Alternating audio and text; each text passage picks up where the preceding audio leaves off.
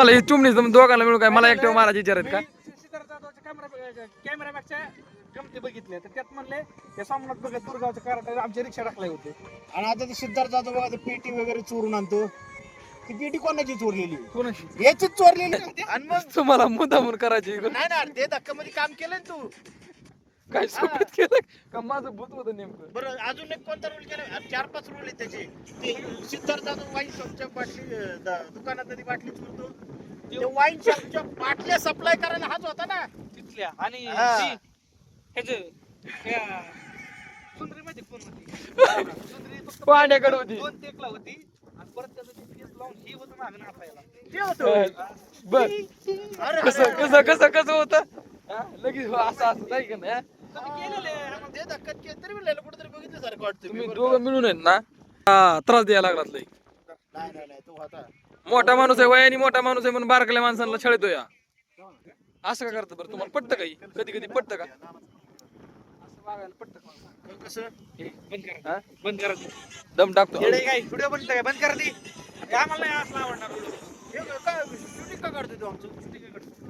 अय बाबा तुम्ही हाणता का मला असं असतंय कुठं जावा शूटिंग का काढतोय? मग हा ना अरे देखाने आणा देखाने ओय गावात रे ओ येडे फोकाच आहे काय कडे लागलं बाबा रे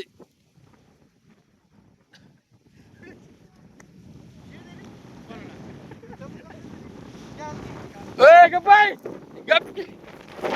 अरे गप नाही नाही सांगितलं तुम्ही येड लागलं कधी करे काय कशी येड लागले का आणि तर जाय अन्न काय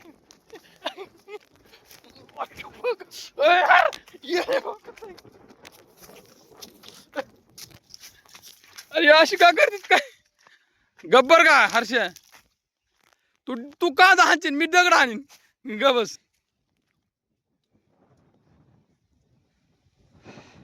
लय लागला कडा खरंच कांदा लय लागला ए लय लागलाय बरं का तू करता कांदा नका खाणला का अरे माझी किडनी तिथं हा मग तुम्ही सचिन सर चायला काय माणूस आहे बाबा नेमतो नाही हाणतो या मी हाणायला लागला रडू नका बरं का मी हानीत असतो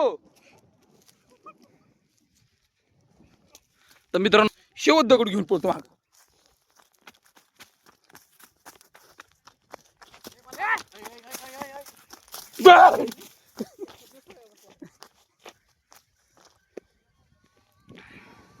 तरी आला असता का? अरे जमिनीला पुढे फाट फुटतात बाबा वाटण्या होणार त्याच्या. ना आपल्या आजोबांनी पंजोबांनी ठेवलं ना त्यांनी तर प्रगती केली नाही. मी ही पण खायचं म्हणत नाही. त्यांनी पण कुठेतरी काहीतरी घ्यायचंच म्हणतो या.